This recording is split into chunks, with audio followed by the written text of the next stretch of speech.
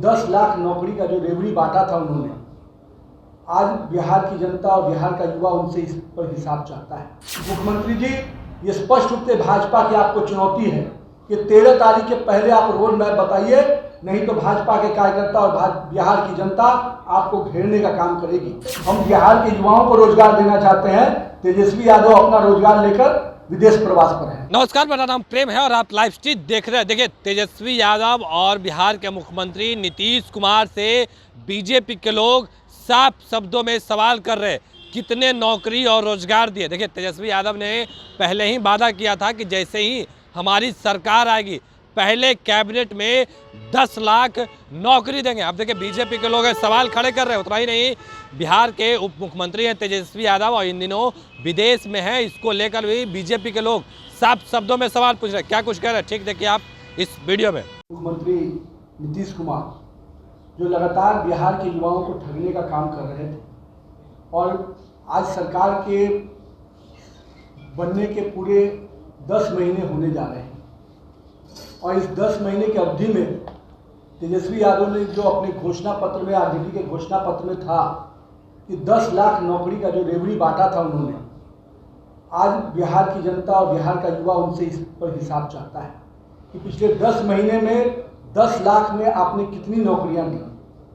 जो पहले ही कैबिनेट से कहा था कि हम 10 लाख नौकरियों की हस्ताक्षर करेंगे, उसके बाद कम से कम हर महीने 2 कैबिनेट और इसके हिसाब से चोरी तो 20 से अधिक कैबिनेट हो चुके होंगे, पर 20 कैबिनेट में भी 10 लाख नौकरी का सिग्नेचर नहीं हो पाया।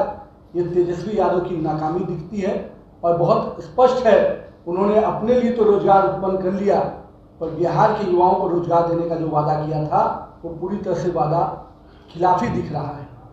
साथ ही साथ पिछले वर्ष आपने देखा था कि 15 अगस्त को माननीय मुख्यमंत्री जी जो पहले कहे थे कि 10 लाख नौकरी का खजाना में से पैसा कहाँ से आएगा, जब तेजस्वी यादव ने विषय उठाया था, और अब 15 अगस्त को माननीय मुख्यमंत्री जी ने कहा कि नहीं, मैं 10 नहीं 20 लाख नौकरी दूंगा।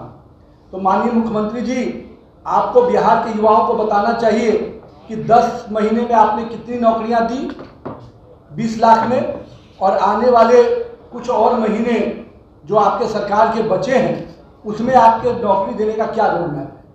क्योंकि पूरी तरह से बिहार के लोगों को आपने लटकाने का, भटकाने का काम किया है। और मेरा ये मानना है कि जिस प्रकार से अभी शिक्षकों के विषय पर, युवाओं के रोजगार के विषय पर हम लोगों ने आंदोलन का तिथि तय किया है, 13 जुलाई को पूरी तरह से विधानसभा मार्च में हजारों की संख्या में बिहार के लोग आने वाले हैं। मुख्यमंत्री जी, ये स्पष्ट रूप से भाजपा की आपको चुनौती है कि 13 तारीख के पहले आप रोड मैप बताइए, नहीं तो भाजपा के कार्यकर्ता और बिहार की जनता आपको घेरने का काम करेगी।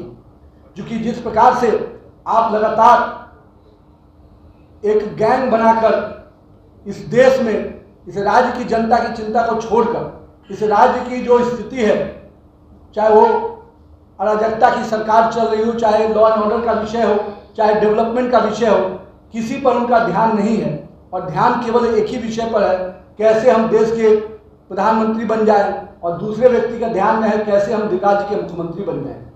तो बिहार की जनता आपको देख रही है और 13 मार्च को जहां एक नियोजित शिक्षकों को राज्यकर्मी के दर्जा का विषय पर और 10 लाख युवाओं के नौकरी के विषय पर ये विधानसभा मार्च होने जा रहा है, उसके पूर्व इस सरकार को हम चुनौती देते हैं कि माननीय मुख्यमंत्री जी, अगर आप उसके पहले रोड मैप नहीं तय करते हैं, उसके पहले आप निर्णय लेते हुए नहीं दिखते हैं, तो सड़क से सदन तक भारतीय जनता पार्टी आपकी सरकार को तो घेरेगी ही, और जनता के इस मुद्दे को पूरी तरह से सरकार के खिलाफ एक जबरदस्त विरोध का एक प्रदर्शन आपको देखने को मिलेगा।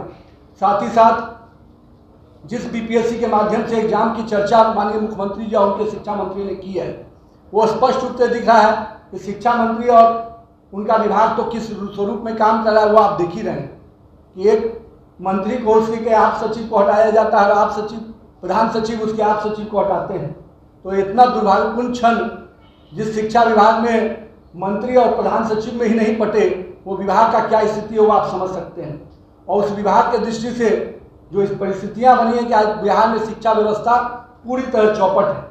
शिक्षकों के विषय को जो गंभीरता से चर्चा होनी चाहिए थी, किसी विषय पर सरकार की चिंता नहीं है, किसी भी स्तर पर उनसे कोई चर्चा नहीं हुई।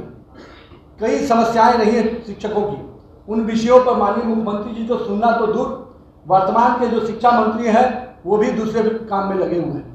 और सबसे बड़ी बात, इस पूरे विषय को जो भटकाने का काम माननीय मुख्यमंत्री जी ने किया है कि जिस बीपीएससी का हवाला दिया था गुणवत्ता की बात, हम स्पष्ट रूप से कहते हैं कि आपने 2-2 बार शिक्षकों का अहर्ता का परीक्षा लिया। दूसरे राज्यों में उसी अहर्ता के आधार पर शिक्षक की नियुक्ति होती है, उसको राज्यकर्मी का दर्जा मिलता है, लेकिन अपने राज्य में आप उसको भी किनारे किए हुए हैं। और सबसे बड़ी बात, अब आप गुणवत्ता की बात करने आए हैं। जब बीपीएससी के माध्यम से उस बीपीएससी में 1,76,000 करीब जो वैकेंसी की बात आई थी, उसमें से 1,90,000 आवेदन आते आते उसका पूरा साइट क्रैश कर जाता है। उस बीपीएससी की इतनी क्षमता नहीं है कि इतने बड़े एग्जाम को ले पाए।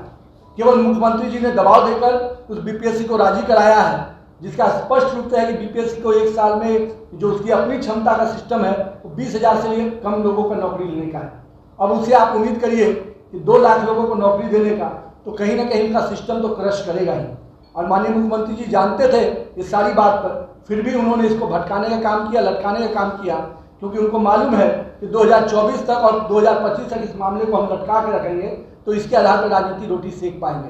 लेकिन भारतीय जनता पार्टी स्पष्ट उनको चेतावनी देती है कि आप इस मुद्दे को अब भटका नहीं सकते हैं। हम बिहार की जनता के साथ इस विषय पर खड़े हैं, बिहार के शिक्षकों के साथ इस विषय पर खड़े हैं, बिहार के युवाओं के साथ इस विषय पर खड़े हैं, और हम इस आंदोलन के रूप में आपकी सरकार को घेरेंगे और स्पष्ट रूप से सड़क से सदन तक आपको इसकी आक्रोश देखने को मिलेगा।